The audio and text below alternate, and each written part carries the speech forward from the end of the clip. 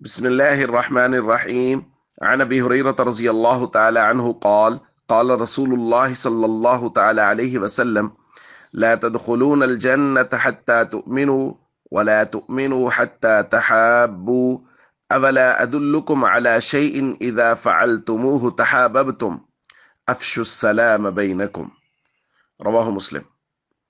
نبی کریم صلی اللہ علیہ وسلم نے ارشاد فرمایا، تم جنت میں داخل نہیں ہوگے یہاں تک کہ تم مومن ہو جاؤ، اور تم مومن نہیں ہو سکتے یہاں تک کہ ایک دوسرے سے محبت کرو۔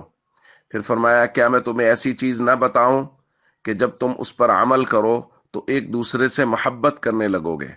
پھر فرمایا، افشوا السلام بینکم، آپس میں سلام کو عام کرو کہ اس سے محبت بڑھ جائے گی۔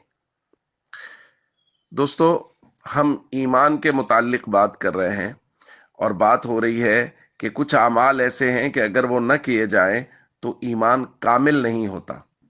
ان میں سے ایک ہے آپس میں محبت کرنا، کہ اگر آپس میں محبت نہیں کریں گے تو ایمان کامل نہیں ہوگا۔ نبی کریم صلی اللہ علیہ وسلم نے ارشاد فرمایا، وَلَا تُؤْمِنُوا حَتَّى تَحَابُّوا، تم اس وقت تک کامل مومن نہیں ہو سکتے یہاں تک کہ تم ایک دوسرے سے محبت کرو۔